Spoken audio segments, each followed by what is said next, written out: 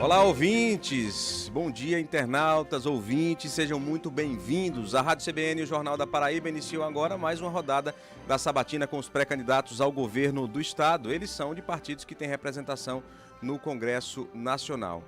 A ideia é que você, nesse momento de pré-campanha, antes da campanha propriamente dita, comece a conhecer as ideias, as propostas, os projetos dos pré-candidatos ao governo. Hoje, nosso sabatinado é o pré-candidato ao governo pelo MDB, Veneziano Vital. A ordem foi definida por meio de sorteio com assessores. Participam comigo desta sabatina os jornalistas Angélica Nunes, aqui em João Pessoa, e João Paulo Medeiros, em Campina Grande.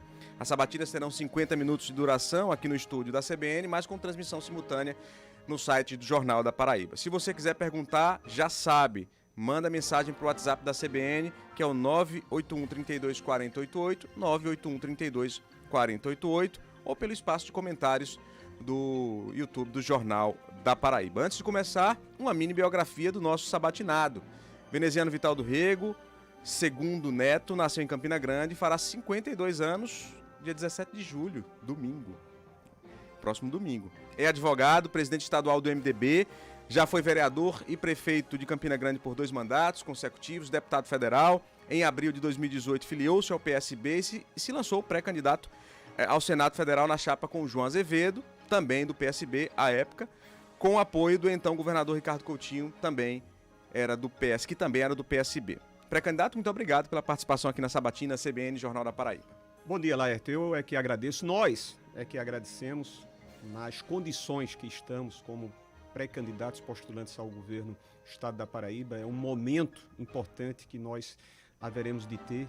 No caso, eu aqui estou exatamente para discorrer sobre as nossas ideias, sobre os nossos propósitos, a fim de que os paraibanos, conhecendo-os, esses propósitos e essas ideias, possam fazer o seu melhor juízo. Então, quero saudá-los, saudar a Angélica, a João Paulo, lá em Campina Grande, e, evidentemente, com muita alegria, cumprimentar aos ouvintes e aos internautas. Estou à sua disposição. Pré-candidato, o senhor tem 50 minutos e o tempo começa a contar a partir de agora a minha primeira pergunta. Até abril, uma parte desses primeiros semestres, o senhor era da base do governador João Azevedo. Sua esposa, inclusive, era secretária. O que é que fez o senhor deixar o governo e o que é que estimula o senhor a ser governador da Paraíba ou se candidatar a governador da Paraíba? Na verdade, Laerte, é apenas um registro histórico. O desligamento formal se deu desde o final do ano de 2021. Apenas houve, em fevereiro para março, o lançamento das pré-candidaturas na composição que nós fizemos. MDB, conosco como candidato ao governo, e o ex-governador, hoje companheiro de chapa, candidato ao Senado Federal, Ricardo Coutinho. O que fez foi o distanciamento, não meu, mas uma opção de João Azevedo, atual governador, de afastar-se daquilo com o qual nós, quando em 2018, estivemos formando uma chapa, nos comprometendo com um projeto administrativo, um projeto de gestão dinâmica, que buscasse dar sequenciamento a conquistas verificadas, a conquistas que nós, paraibanos, podemos ter tido e desfrutado, né, a cada uma delas. Como também as opções dele próprio no tocante às opções político-partidárias. Eu estive com João, e pode até ser surpreendente, durante o ano de 2021, na condição de senador, cumprindo todas as minhas rigorosas obrigações como senador da República, inclusive algumas dessas tendo uma participação para a viabilização dos recursos de operações de crédito na ordem de R$1 bilhão, mas eu só tive a oportunidade de falar com João Azevedo, com o governador, uma única vez. É pouco explicável, é pouco compreensível se não fosse aquilo que ficou bastante notabilizado, a dificuldade de João de abrir diálogo, de conversar, de receber aos agentes políticos, aliados seus, como eu fui em 2018, de reconhecer a importância de você ter contatos com as administrações municipais, prefeitos e prefeitas, que só foram lembrados agora, não por uma coincidência, mas porque nós estamos num período pré-eleitoral, de estabelecer uma conversação com a sociedade civil. Notadamente, todos nós vamos nos lembrar o quão difícil foi para que João se sentasse à mesa com representantes de setores que queriam discutir a formulação dos decretos no período de pandemia. houve setores que tinham que se reunir em manifestações às portas do Palácio da Redenção ou da Granja Santana. Então foi uma opção. João optou em abandonar aquilo que nós defendemos como gestão pública em 2018.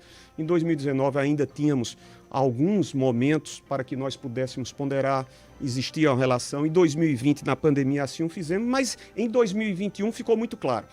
Eu estive com o João, só para ressaltar, em março de 2021, sob a autorização dos meus companheiros do MDB, estávamos já naquele mês assumindo a responsabilidade de presidir a nossa legenda, para mim muito honrosa responsabilidade, e foi quando eu estive com ele. Qual o peso que o PT tem, por exemplo, na decisão do senhor ser pré-candidato ao governo do Estado?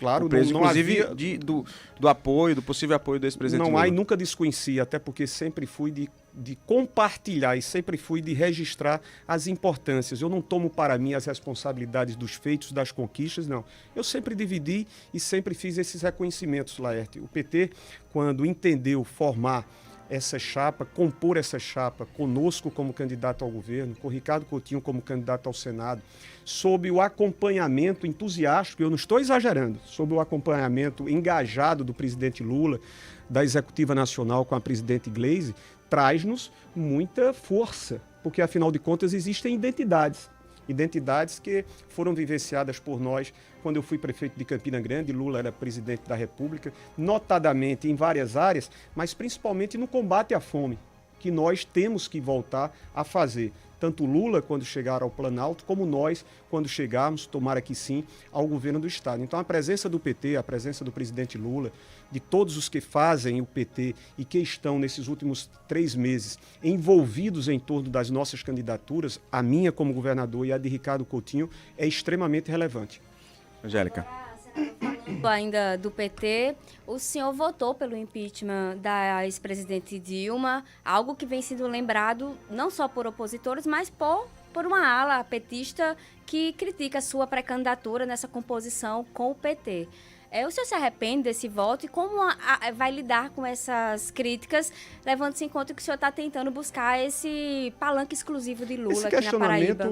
O palanque ele está formado, Angélica, isso é fato vencido. A posição do presidente Lula já foi exposta, reiterada, repetida essa semana, até ontem mesmo nós nos encontrávamos com o presidente Lula. Estaremos mais uma vez segunda-feira em reunião com os representantes de 10 diretórios do MDB e fomos nós na Paraíba, é bom que nós salientemos, o primeiro diretório em nível estadual a assumir o compromisso com o presidente Lula. O presidente Lula, nessa ocasião, dizia: nós temos que olhar para frente e ter o entendimento da grande responsabilidade que nós, brasileiros, temos de reorganizar, de repacificar, de reharmonizar. E o exemplo maior é quando ele forma a chapa com o ex-governador Geraldo Alckmin, que durante muitos anos militou filiado, que foi ao PSDB, hoje no PSB, e esse é o candidato a vice-presidente. O episódio de 2016, que foram os mesmos episódios que me fizeram votar pela investigação do então presidente Michel Temer, assim eu o fiz. Às vezes as pessoas não lembram, são fatos registrados porque houve um fechamento de questão pelo MDB. Quem ainda toca Angélica, porque tem ligações de interesses com o governo. Afora isso, eu só tenho recebido por parte dos movimentos, do PT. Afinal, essas relações elas são históricas, desde 1989. Existe uma afinidade, espontânea afinidade entre o presidente e nós. Existem conceitos comuns que facilitam, que não tornam essa parceria artificializada ou forçosa. Existe uma parceria, porque Lula sabe que Veneziano, enquanto prefeito, investiu no combate à pobreza, no combate à fome, investiu na educação, com creches, com escolas, investiu na ampliação dos programas de saúde da família, investiu para que o serviço público fosse de eficiência, com realizações de concursos públicos, investiu no transporte com sistema integrado, enfim. Isso faz com que a identificação se dê de forma natural, como de fato está acontecendo. Pré-candidato agora João Paulo Medeiros, fala com o senhor de Campina Grande. Senador, recentemente o Partido dos Trabalhadores indicou uma lista, de 4 nomes, aprovou uma lista com 4 nomes para possivelmente esses nomes ocuparem o espaço aí de vice na chapa do senhor, como candidatos a vice. Eu pergunto ao senhor, o senhor vai seguir essa lista, vai escolher um desses nomes ou essa lista para o senhor foi apenas exemplificativa, sugestiva? O senhor vai escolher, por exemplo, um outro nome, também do PT ou de outro partido, que possa vir compor a sua chapa nas eleições deste ano? João, meus cumprimentos, um abraço, bom dia. Deixe-me dizer, a decisão ela não é isolada e, portanto, ela não vai ser tomada tão somente por mim. A palavra de quem é candidato a governador haverá de ser ouvida. A abordagem e a análise será feita de maneira conjunta, com a participação do MDB, portanto nossa, com a participação do PT, que sugerirá esse parceiro ou essa parceira para que nós também, ao ouvirmos a Executiva Nacional, definamos o melhor nome. Nós estamos numa disputa. Eu creio plena e piamente que essa disputa haverá de ser uma disputa vitoriosa, porque o que nós defendemos para a Paraíba, as mudanças que nós vamos promover, aquilo que nós estamos dispostos a fazer de diferente e muito diferente do que nós estamos a assistir, com essa lentidão, com essa lerdeza administrativa, com essa antidinâmica de gestão pública estadual, faz com que tenhamos essa responsabilidade. Se nós entramos em campo, como nós entramos, nós precisamos formar o melhor time qualificado, convergente nas ideias, disposto a trabalhar, disposto a mostrar que as nossas convictas disposições de trabalho, de realizações, são as melhores. Dito isso, nós temos sugestões de 4 companheiros, sugestões estas que foram apresentadas até para o cumprimento procedimental de uma data que foi o dia 10 próximo passado. Não significa dizer que outros nomes não possam surgir para que até o dia 5 de agosto tenhamos essa decisão. Então esses nomes não são prego batido e ponta virada. Não, são opções, são sugestões. Não será uma decisão minha. Eu quero aqui sempre renovar, porque esse é o meu perfil. Você pode até dizer, mas Veneziano, na sua condição de governador, não é você candidato a governador, não é você. Não, eu vou ouvir.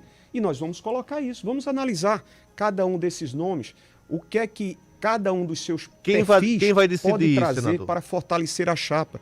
Como qualquer uma chapa se forma, Laerte. Então, com muita tranquilidade, porque, afinal de contas, ao formarmos essa composição Veneziano, Ricardo, Lula, Lula, Ricardo, Veneziano, nós temos aquilo que outros não têm tido, outras chapas não têm tido, que é exatamente a tranquilidade, não há instabilidade. Então, vamos fazer essa escolha. Opções qualificadas nós temos nos quadros do PT, como alguns já foram apresentados. João, você tem uma outra pergunta dentro dessa? Não, eu ia perguntar ao senador quem é que vai definir isso. Ele disse que não vai ser ele, né? Então quem vai definir, já que ele é o candidato ao governo do estado? Joãozinho, eu disse que não seria de mim isoladamente. O que eu falei é o que de fato vai acontecer. A minha palavra, a minha opinião, as minhas observações, as minhas sugestões, elas serão postas sobre a mesa, sim. Tem prazo para isso? 5 de agosto mesmo? Eu gostaria, até em razão de ter dito a vocês anteriormente, quando eu digo a vocês, a imprensa estadual, de que eu, por mim, chegando ao dia 15, eu já poderia, ou já, esperaria poder ter tido essa definição. Mas não foi possível. Mas isso não significa que cheguemos até o dia 5, prazo final, aonde e quando provavelmente estaremos marcando a nossa convenção, porque o presidente Lula estará ou no dia 3 ou no dia 4 conosco na Paraíba, mas eu espero que antes disso tenhamos esse nome de uma ou de um companheiro. Vamos lá. Com relação ao nome do Grupo Cartacho, por exemplo, o senhor já defendeu em alguns momentos, achou que valia a pena por conta da densidade eleitoral. O nome de um desses integrantes do Grupo Cartacho, que foi prefeito, Luciano Cartacho, que foi prefeito de João Pessoa, não estando nessa lista, não significa, por exemplo, que o senhor não pode propor isso? Como eu te falei, a lista... O que é que o senhor acha, por exemplo, de Maísa Cartacho, Lucélio Cartacho? Nomes qualificadíssimos e não foram desconhecidos. O que nós tivemos foi o compromisso procedimental da apresentação de uma lista com 4 companheiros qualificados, integrantes, engajados ao projeto como eles têm demonstrado, vinculados ao histórico do PT, como cada um dos mesmos já publicamente realçados por vocês, mas também na abertura de outras sugestões que podem ocorrer, ou seja, sugestão pode ocorrer ou sugestões podem ocorrer.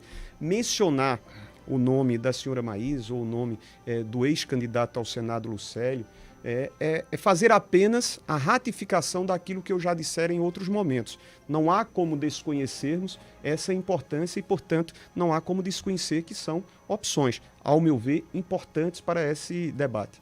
Pré-candidato, a gente tem perguntas aqui de nossos ouvintes, né? Vamos começar a falar mais de propostas. O Evanilson Cosmo pergunta ao senhor o seguinte: qual a estratégia que o senhor tem, se eleito governador, para despontar João Pessoa como cidade de destaque no Nordeste por conta do turismo? Segundo ele, é importantíssimo, por exemplo, um progresso local, porque carece melhorias da cidade e o Estado carece melhorias em terminais rodoviários, de integração, passando pelo centro histórico. Eu vou juntar duas perguntas em uma para a gente fazer um bate-bola mais rápido. O Evanilson pergunta sobre o turismo, né? E a Paula Francinetti pergunta sobre como o senhor vai se portar, ou se o senhor assume o compromisso do artigo 229 da Constituição.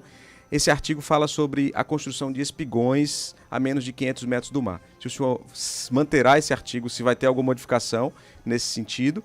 E o Evanilson pergunta sobre o turismo. Eu penso que a manutenção e o respeito à legislação que estabelece tem demonstrado uma resposta por parte da própria população pessoense favorável, afirmativamente favorável. E quando você expõe comparativamente a outras realidades de capitais, você observa o quão diferente em termos de atração, o quão diferente em termos de diferenciação para quem vem ao nosso estado. Nós não queremos limitar, nós não queremos desconhecer investimentos que devam e precisam ser feitos na construção civil, mas sem perder de vista os seus limites legais. Eu falo sobre políticas para o turismo, Laerte, de uma forma abrangente, não apenas para a capital, até pelas próprias facilidades que se expõem às cidades litorâneas, mas falo sobre política estadual para todo o estado da Paraíba, onde nós observamos uma deficiência. Deficiência quando você vai a outras regiões, e um dos pontos marcantes que nós queremos dotar de atenções é a descentralização de crescimento, a descentralização do desenvolvimento regional. Nós precisamos entender que mesmo o estado territorialmente sendo pequeno, o território da Paraíba, não podemos ter essas diferenças tão gritantes. Regiões como do Cariri, como do Curimataú, regiões como do Seridó, que terminam tendo um despovoamento por falta de opções para que as próprias pessoas lá permaneçam fixadas. E isso tem uma parcela negativa à ausência por parte do Estado. O investimento em políticas para o turismo, do turismo religioso, do turismo de aventura, do turismo de litoral, do fortalecimento e capacitação da nossa mão de obra, que é um dos pontos que nós precisamos muito nos voltar, porque ainda há um déficit em termos de atenções e de investimentos nesse setor. Que ferramentas seriam usadas para isso? Olha, das parcerias. Afinal de contas, você tem instrumentos, nós temos órgãos estaduais que podem celebrar com o nosso trade turístico. Eu não estou aqui a fazer menções de que tudo seja de responsabilidade do Estado, não. Mas você tem a PBTU, você tem a própria secretaria, você pode ampliar em parcerias nacionais. O Brasil se ressente muito disso, porque nós temos pouco mais de 7% de exploração, e quando você coloca e faz paralelos de países, e você conheceu detidamente realidades como Portugal, como Espanha, países que têm menos atratividade do que o nosso país sob o ponto de vista turístico e que tem uma movimentação do seu PIB gigantesca. Então, para João Pessoa, infraestrutura, sim, nós temos que ver a infraestrutura. O polo turístico Cabo Branco, por exemplo, é um ponto, inclusive, abordado por Evanilson. O polo turístico Cabo Branco tem que destravar. E é exatamente essa preocupação, não apenas sobre esse ponto. Ontem eu me debruçava em reuniões com outros setores. Há um gigantesco, e se não gigantesco, há um excesso de burocratização em vários setores da administração local, da administração estadual, que termina por se fazer em efeitos nocivos aos setores produtivos. Ontem eu me reunia com o Sindalco e eles falavam sobre essa situação. Você está trazendo aqui no ponto turístico, ou seja, está travado. O Polo Cabo Branco, que foi mencionado e que deveria por qualquer governo, não estou aqui fazendo a crítica, mas faltou esse processo de desburocratização. Faltou a disposição. Aquilo que eu menciono num governo lento, num governo lerdo, num governo que não agiu, num governo que não se dispôs a destravar, a desburocratizar, nós precisamos consertar. uma das ações é exatamente desenvolvermos para o Polo Cabo Branco as condições de investimentos que estavam apalavrados, mas que até esse momento não se veem efetivados. Pré-candidato, uma pergunta que me veio à cabeça agora. O que é que o senhor fez, o que o grupo do senhor fez até quando o senhor estava no governo para tornar esse governo mais rápido e não tão lento como o senhor critica? Olha, não, muito. Se você observar, se você trouxer para a saúde os investimentos que foram e as respostas que nós tínhamos, desde as construções que foram feitas de novas unidades como o Metropolitano, aqui de Santa Rita, de João Pessoa, como a unidade lá de Cacimba de Dentro, como a ampliação do Hospital de Trauma, como o Hospital do Bem lá em Patos, com novos equipamentos e novos serviços. Se você puxar para a educação, nós tivemos um acréscimo. Hoje nós estamos em 17ª posição em termos do IDEB. Nós tivemos diversas unidades escolares que foram construídas, escolas integrais cidadãs, que permitiram a qualificação de milhares e milhares de jovens. O senhor sente parte disso? Eu participei. Durante os 4 anos, 2014 e 2018, eu fui integrante, inclusive colaborei porque eu era deputado federal da bancada de apoio ao governo. Eu era do MDB e o governador Ricardo Coutinho era do PSB. E isso foi quebrado e nós precisamos rever. O que é que foi dito pelo governador na entrevista, não sei se ele já passou aqui, em relação a medidas que devam ou teriam que ter sido adotadas pós-pandemia, entendamos e nos corrijamos, porque a pós-pandemia ainda não se verificou. Mas no processo de transição que fez com que os nossos alunos voltassem às salas de aula, Laerte, quantas não foram as declarações, os apelos que ecoaram de dezenas e dezenas de estudantes em todas as partes, de João Pessoa a Cajazeiras, de todas as partes, a dizer escolas caindo aos pedaços, deterioradas, depauperadas, sem merenda, e o governo não se preparou. Você não teve um projeto, você não teve um programa que demonstrasse que a partir de 2022, quando já se anunciavam os retornos escolares, a ação do governo do estado nesse sentido. Nós vamos ser governador com as graças de Deus e a partir de janeiro nós vamos investir na recuperação do ensino-aprendizagem, da aprendizagem significativa. Laerte, você já leu, Angélica já leu, nós já lemos os resultados que se perdurarão das consequências devastadoras que essa pandemia trouxe para todas as nossas vidas e para a formação educacional, para futuras gerações. E nós não podemos impor a essas futuras gerações esses prejuízos a mais porque o governo do estado simplesmente cruzou os braços. Um programa de atenção psicossocial, né? São estudantes que viveram um momento de depressão e que ainda vivem, são professores que vivem esses instantes, o reforço, principalmente em áreas como a matemática, português. Nós vamos ocupar os 365 dias dos próximos 4 anos para tentar recompor e reconstituir o ensino-aprendizagem, a aprendizagem significativa. Então houve, Laerte, muito sinceramente, em todos os setores, se você propuser o debate sobre infraestrutura hídrica, nós estávamos num avanço, acelerando. Tivemos mais de 1.200 quilômetros de adutoras que foram postas em funcionamento. Nesses 3 anos e meio, qual? Se não a paralisação da Transparaíba, que levaria água regular, a tranquilidade de abastecimento para a região do Curimataú. Estou citando apenas um exemplo, entre outros que nós poderíamos citar. Eu vou pegar o gancho, Angélica, eu queria passar a pergunta para ti, mas eu preciso pegar esse gancho aí para a gente, inclusive, ganhar tempo e falar mais de outros assuntos. O IPEA diz que um dos gargalos que impedem o crescimento, o desenvolvimento regional da Paraíba são 2, né? 2 maiores, o abastecimento de água e logística e infraestrutura. Que soluções o senhor traz e apresenta aqui para resolver isso? Quando você não tinha... Você imagina, isso causa uma indignação, sinceramente. E deve causar a todo e qualquer cidadão. Quando você falava sobre a falta de logística, quando você fala sobre levantamentos que o IPEA trouxe... Não, exato. Que é o Instituto de Pesquisa Econômica Aplicada. Exato. Quando você menciona o IPEA, que é abalizado, e diz que 1 ou 2 gargalos são infraestrutura logística e a outra a falta d'água, há 5 anos nós passamos a ter água no nosso estado. E há 5 anos, há 4 anos... praticamente, porque essas águas começaram a chegar pelo eixo leste em 2017, segundo semestre de 2017. Angélica, se nós nos perguntarmos, e aí eu me dirijo a você que está a ouvir-me e a ver-me, qual foi o projeto desenvolvido pelo governo João Azevedo para aproveitar as águas que agora, nesse exato instante, nesse segundo, estão entrando pelo Rio Paraíba assoreado, né? O Rio Paraíba tomado porque não há fiscalização, não há desassoreamento, porque também no governo lento de João Azevedo não há gestão pública ambiental. Qual foi o projeto que nós vimos posto em prática que se servisse das águas?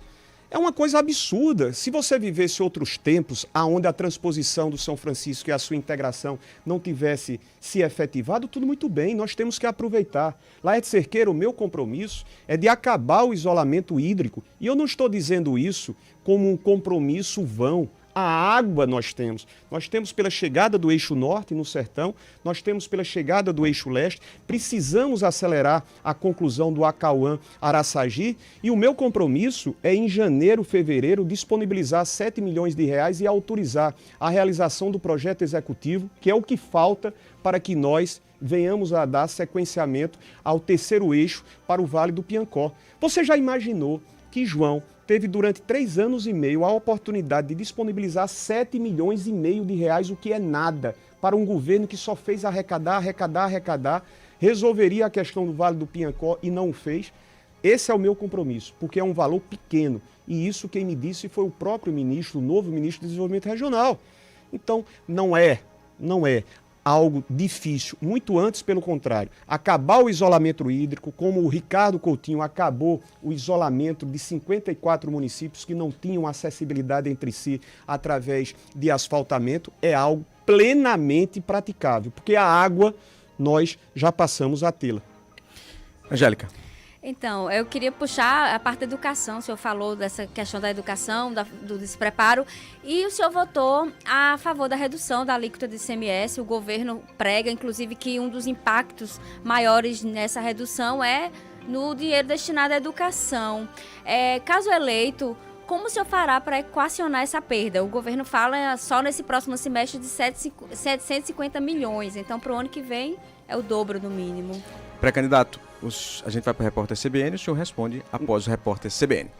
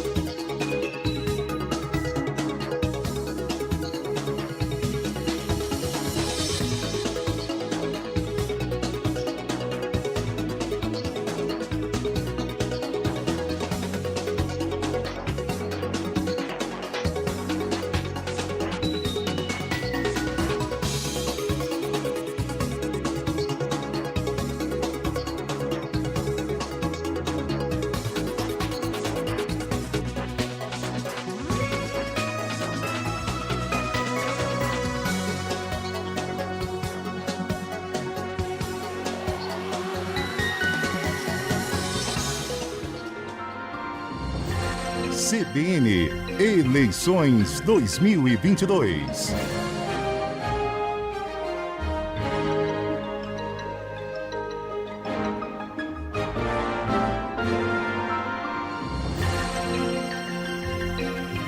Olá, ouvintes e internautas, estamos de volta com a sabatina CBN Jornal da Paraíba, com o pré-candidato ao governo do estado pelo MDB, veneziano Vital do Rego. Angélica Nunes deixou uma pergunta para o senhor: como recuperar as perdas com relação por conta da redução do ICMS, aí, por conta dessa nova lei do governo federal?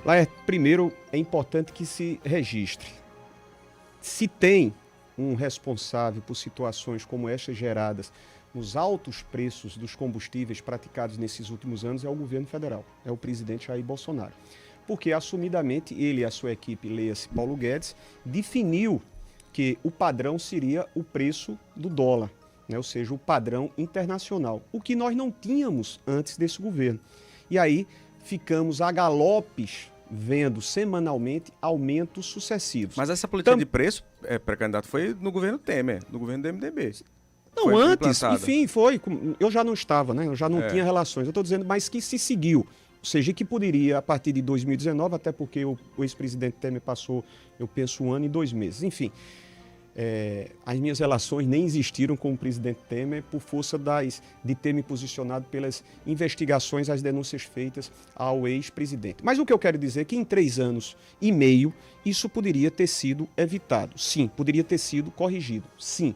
O que é que o governo Bolsonaro deixou para que nós tivéssemos a PPI, essa paridade com o preço ao dólar internacional, que tem um valor maior e que dolarizou a nossa economia, fazendo com que nós vivêssemos 2 dígitos de inflação, carestia, fome, com 33 milhões de pessoas passando necessidades efetivamente desastrosas e gigantescas.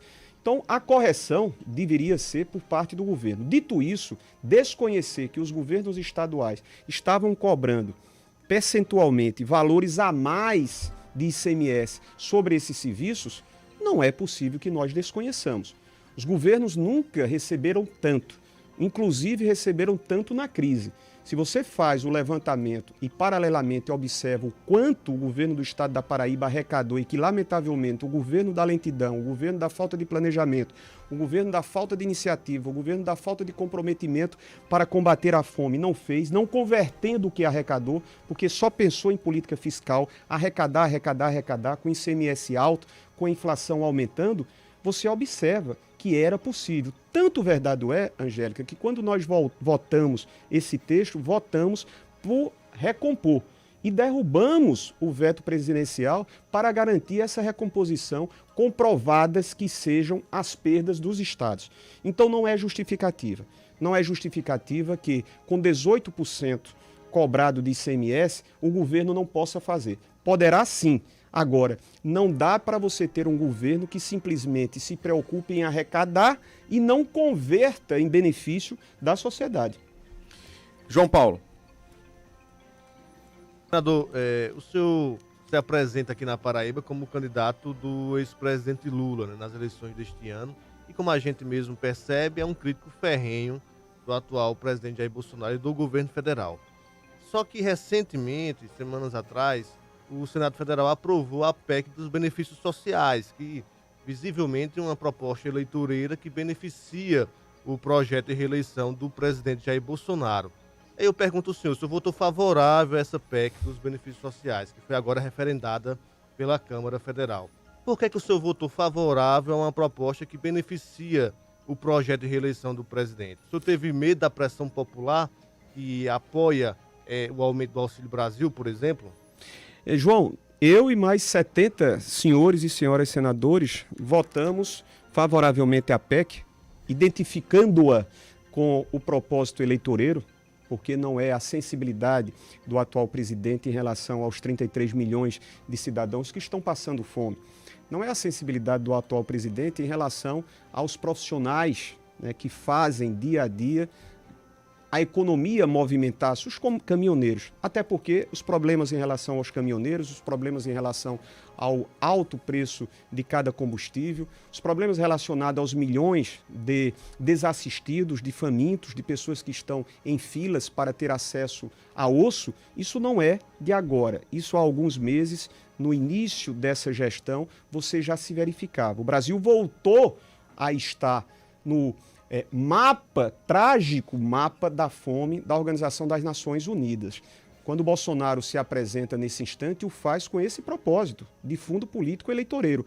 Mas imagine você, João, imaginemos nós presentes, nós que não sabemos o que é fome, nós que nunca soubemos o que é a dificuldade de amanhecer, porque sempre tivemos a certeza do prato de comer, na hora certa, ou quando desejássemos ter, 33 milhões de pessoas sem ter a segurança mínima de ter um prato de comer. Como é que eu poderia votar contra isso? Absolutamente. Nem eu, nem os 71 outros senadores, como também na Câmara. Até me chamou a atenção o fato de 2 representantes da Paraíba terem votado na Câmara dos Deputados contra.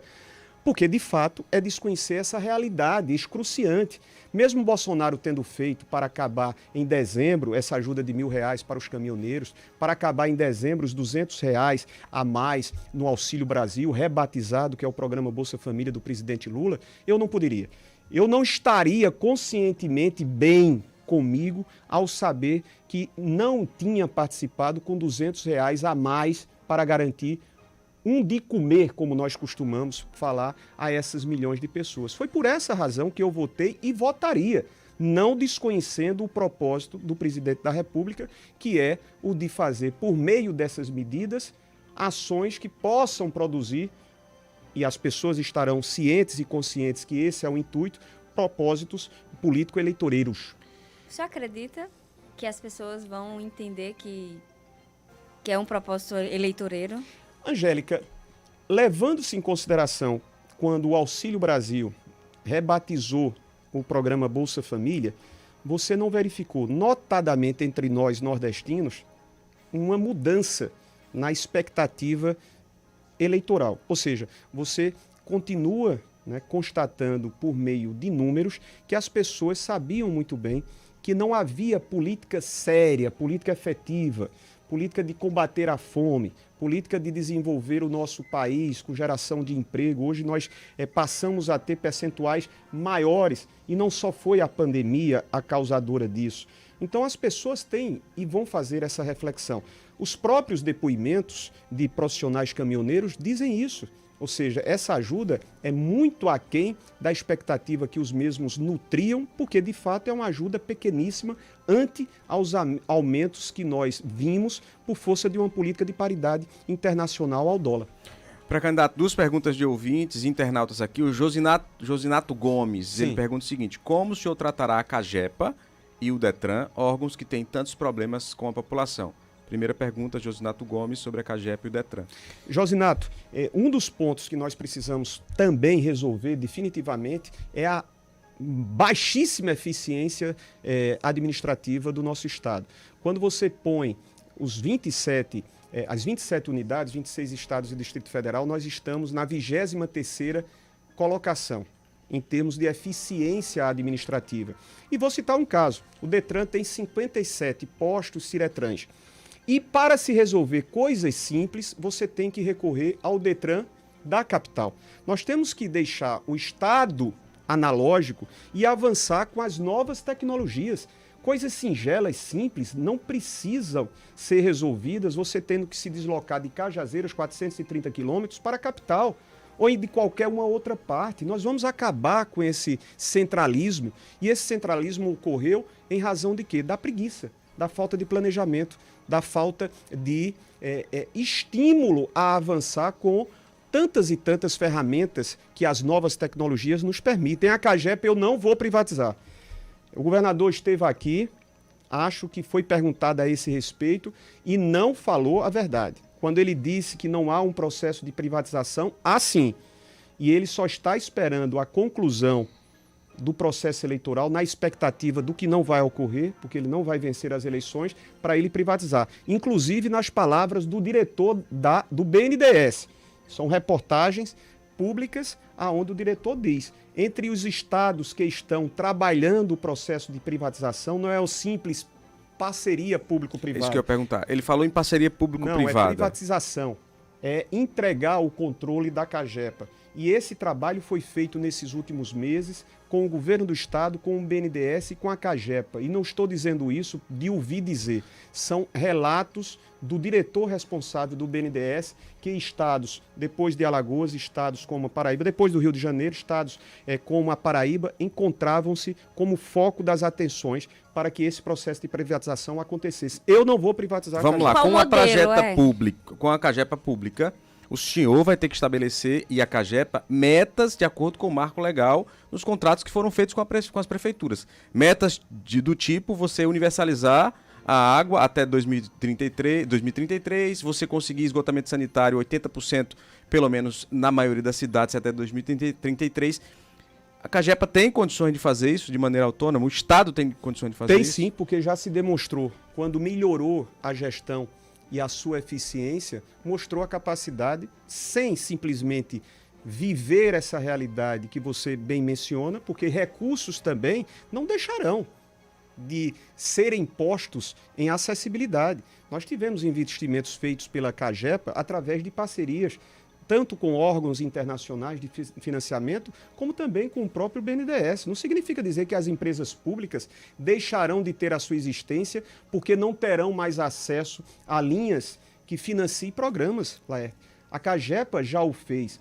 Durante os últimos 4 anos, 2014 e 2018, quantos investimentos não foram feitos pela Cagepa com recursos, inclusive, próprios do Tesouro do Estado e de recursos dela própria? Eu estava citando a Transparaíba, com recursos próprios. Então, o governo pode fazer isso sem perder de vista investimentos que sejam trazidos em parcerias público-privadas. Eu só não vou, como governador do Estado, me permitir perder o controle, o Estado perder o controle da política de abastecimento e saneamento. João deveria ter se preocupado durante esses 3 anos e meio. Qual foi o projeto que o governo do Estado fez depois que as águas do São Francisco começaram a chegar, em parceria com os municípios ou com os consórcios municipais, para evitar que o esgoto continue a ir ao Rio Paraíba? Nenhum.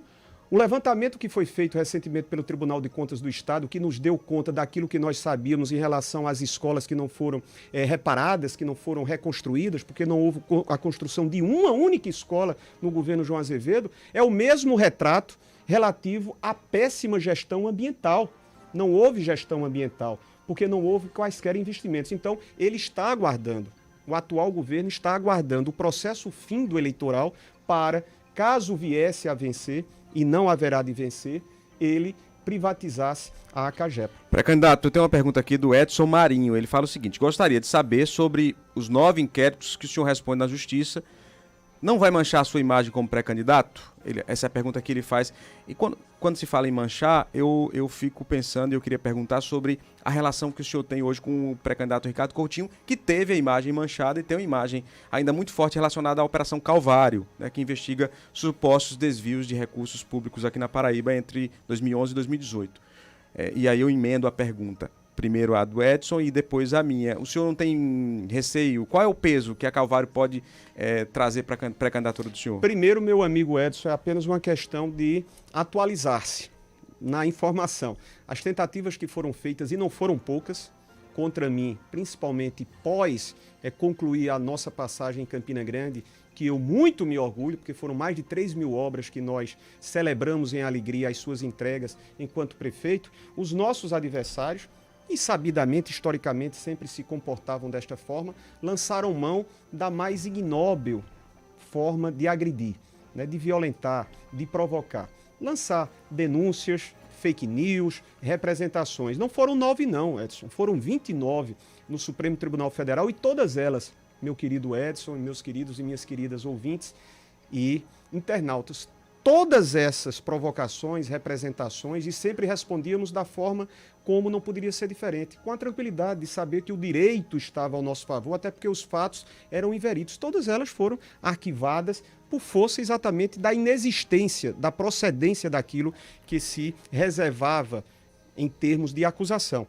No tocante à sua pergunta, Ricardo está exercendo, como todo e qualquer cidadão pode e deve exercer constitucionalmente, o seu direito à defesa. Recaiu sobre ele questionamentos, conhecidos de todos nós, e ele, como cidadão, está fazendo a sua defesa.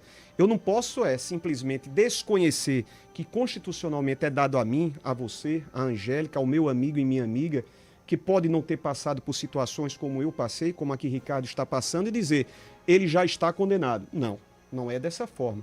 Ricardo está se defendendo, e até que haja uma decisão, nem se pode dizer desta, nem se pode dizer daquela outra forma. Penso dessa maneira porque é isso que o ordenamento jurídico nacional assim impõe. Pré-candidato, a inelegibilidade do ex-governador Ricardo Coutinho, pré-candidato ao Senado, pode prejudicar o senhor, se ele não for, por exemplo, não puder ser candidato ao Eu Senado? não quero trabalhar e não trabalho sob essa hipótese, Laerte. Por quê? Porque eu entendo, isso aqui não é a torcida de veneziano para que dê certo, para que Ricardo possa ser, como é hoje, pré-candidato nosso ao Senado Federal. É porque eu conheço as razões e os fundamentos da sustentação que ele está fazendo em grau de recurso do Supremo Tribunal Federal. Então, Então o senhor acha que vai cair essa... eu penso que a condição de elegibilidade ele haverá de tê-la. Por essa razão é que eu não quero, em 20 dias ou 25 dias, antecipar-me, porque daria dúvidas sobre aquilo que eu pessoalmente, racionalmente entendo como plenamente viável, que é a condição de elegibilidade de Ricardo. Angélica. Eu queria puxar essa questão da Calvário, porque foi relacionada teoricamente, à má gestão através de contratação de organizações sociais. O atual governo, o governador João Azevedo, substituiu pela fundação, né, uma fundação PB Saúde. Eu queria sua análise sobre essa mudança, se o senhor concorda com esse formato de fundação e qual seria o ideal. O modelo de gestão, de gestão de da saúde. que o senhor quer adotar se eleito. A mudança, sob esse ponto de vista, ela ainda carece de um tempo para se mostrar efetiva. Agora, a saúde, de uma maneira geral, não tem correspondido. João Azevedo, para vocês terem uma ideia, e é importante que os meus amigos e minhas têm sido tão lentos também na saúde, que passaram-se 8 meses e só foi desencaixotado um tomógrafo que foi adquirido com recursos de emendas nossas lá na região do Curimataú essa semana. 8 meses, Angélica, para um tomógrafo. É por isso que eu tenho dito, e é uma das nossas propostas, nós vamos reequipar as nossas unidades regionais de saúde. É inadmissível que uma senhora gestante, que possa ter uma gravidez de alto risco, não possa ser atendido no regional porque não há uma maternidade e não há um serviço de UTI neonatal. Nós vamos implantar, e não é nada de extraordinário, em todas as unidades regionais, a UTI neonatal. E naquelas em que não houver, nós vamos fazer esse investimento. Como também criaremos nos hospitais regionais os centros de imagem. Eu, como senador, destinei 1.300.000 para o Hospital Regional de Picuí, atender Curimataú, destinei para o consórcio São Saruê, na região de Taperoá, destinei para Sousa e, lamentavelmente, João Azevedo e a Secretaria trocou esse valor que era para um tomógrafo para outros equipamentos que eu não os sei quais são. Mas nós vamos fazer essa ampliação. Como também construir o Hospital de Trauma do Sertão. Hoje, qualquer episódio que o cidadão do Sertão da Paraíba, em qualquer parte da vasta região sertaneja tenha, um acidente de moto, ele tem que ser levado para Campina Grande. Você já imaginou o tamanho das inconveniências, além das próprias dores de um acidentado? Por quê? Porque você não tem um hospital de trauma que nós vamos fazer. E, inclusive, quero dizer aqui, veneziano, você está dizendo que vai fazer isso e estou mostrando de onde vamos tirar. Porque, como eu ainda estarei na condição de senador, o orçamento do próximo ano é um orçamento proposto pelos atuais senadores. Então, essa construção será direcionada com recursos da senadora Nilda, do senador veneziano. Da mesma forma como nós conseguimos, e vocês devem ter sabido, investimentos. O João foi lá em Campina Grande e fez uma festa dizendo que fez um convênio com a Fundação Assistencial da Paraíba de 5 milhões de reais. 8 milhões de reais, de uma única vez, nós conseguimos, com recursos pagos para a Fundação Assistencial da Paraíba. E conseguimos, agora, em parcerias com grandes companheiros, a unidade do Hospital do Amor de Barretos, que vai até outubro de 2023, está em Campina Grande a servir a toda a região de forma preventiva. Você tem que ter agilidade, você tem que ter vontade de fazer. Se você cruzar os braços, se você for lerdo, se você for lento, se você for negligente, o estado da Paraíba, numa crise como nós aqui estamos a passar, vai continuar sempre para trás. A gente tem que rever isso. A pergunta agora é de João Paulo Medeiros, em Campina Grande. Senador, no seu arco de alianças você tem pelo menos 2 partidos, né? O seu partido, o MDB, e também o Partido dos Trabalhadores. Eu pergunto, o senhor tem conversado com outras legendas aqui do Estado para ampliar esse arco de alianças? O Partido Republicanos, por exemplo, tem se envolvido num impasse na base governista. Há espaço para o Partido Republicanos dentro de sua chapa, dentro do seu arco de alianças? João, tenho dito eu e que não me caracterizo por adentrar sobre realidades que não dizem respeito a nós. Em outras palavras, enquanto essas situações elas não estiverem resolvidas em definitivo de alguns partidos para com o governo, eu não me sinto à vontade, até porque não quero gerar quaisquer tipo de mal-entendidos. Então esperemos, temos ainda até as convenções alguns dias, nós tivemos alguns contatos, mas jamais sem perder de vista isso. Para mim é fundamental que cada uma dessas legendas que ainda não estão definitivamente resolvidas possam resolver-se para que aí depois, caso haja espaço, nós conversemos. Pré-candidato Endel Lima, nosso ouvinte, pergunta o seguinte: qual é o plano do governo do senhor, qual é o plano para o setor agropecuário? É outro problema e outro setor que foi completamente abandonado.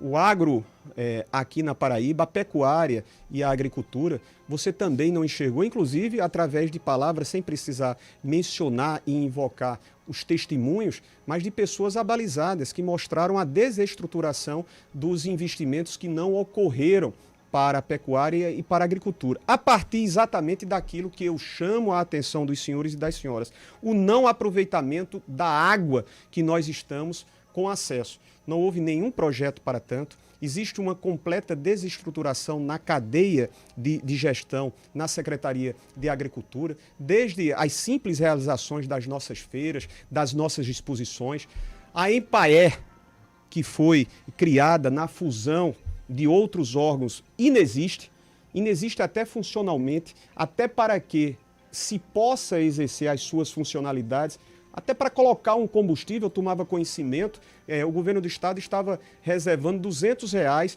por carro para fazer as atividades que a EMPAER teria por competência de realizá-las. R$200. Imaginem os senhores e as senhoras. Então nós temos que aproveitar as condições que nos são dadas através da chegada das águas do São Francisco, o caso mesmo das várzeas de Souza, o perímetro irrigado precisa ser redinamizado lá de São Gonçalo, ao cabo do canal de Acauã-Araçagi, utilizar as águas que também são do São Francisco para que nós expandamos a presença na agricultura e no agronegócio. Como eu dizia aos senhores ontem, como estou a fazer em reuniões permanentes com setores produtivos, mostravam-se preocupados porque o Estado não investiu para que esses setores pudessem viabilizar irrigações.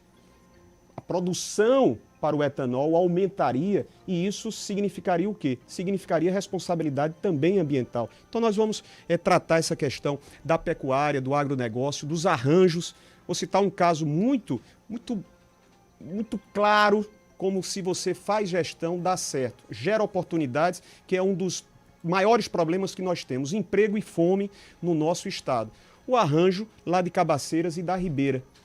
Quão bem aproveitados são para uma região com as suas dificuldades do Cariri e que tem gerado ao longo desses últimos 10 anos oportunidades para tantos que não se permitiu imaginar. Não é nada do outro mundo, Laerte. Agora basta que o governo do estado se conssocie com os nossos municípios. Agora tem um governador que só recebe prefeito só em véspera da eleição, tem um governador que não dialoga com os setores da sociedade civil, aí é difícil. Eu fui prefeito, e me permito dizer, nunca deixei de receber e nunca deixei de procurar, porque gestão pública se faz através do diálogo.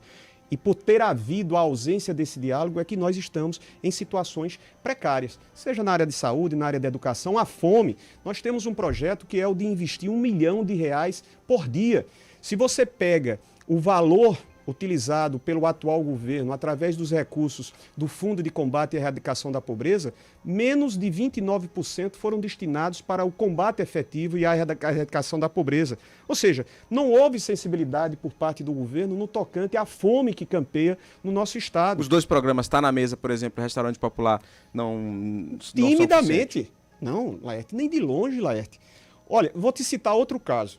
O senhor tem 1 minuto para considerações finais. Pois bem, só para citar o descaso, o descompromisso com essa questão que para mim é a mais importante, que é combater a fome dos paraibanos, eu destinei R$1,5 milhão e faz 8 meses que sequer licitada foi a obra de um novo restaurante popular em Campina Grande. Isso é a demonstração cabal de que João Azevedo não tem esse compromisso. Está na mesa, mas se tornou uma iniciativa eleitoral de poucos meses para cá, evidencie pelas atitudes do que propriamente esse compromisso. Compromisso nós teremos, porque R$1 milhão por dia serão destinados através de cartão de alimentação, através da merenda de janeiro a janeiro para os nossos estudantes, e isso é possível fazer, inclusive se valendo de recursos que são arrecadados da cobrança da taxa de geração distribuída de iluminação pública. Pré-candidato, muito obrigado, viu? Pela participação aqui. Em cima. Muito obrigado pela participação aqui na Sabatina CBN Jornal da Paraíba. Agradeço você, ouvinte, internauta. A gente não conseguiu, obviamente, fazer todas as perguntas que recebemos, mas fica o nosso agradecimento a quem participou aí, nos ouviu. Algumas respostas foram dadas de maneira transversal. Por exemplo, agradecemos ao Johnson, ao João Viegas, ao Manuel Figueiredo, ao Charles, ao Anderson Luiz. Muito obrigado pela participação. Na próxima quarta-feira tem o nosso último sabatinado, Nilvan Ferreira, pré-candidato do PL. Nós agradecemos muito a participação de vocês. Já sabe, a sabatina fica no site da CBN, também fica no YouTube do Jornal da Paraíba. Tá bom? Tchau, tchau. Até semana que vem.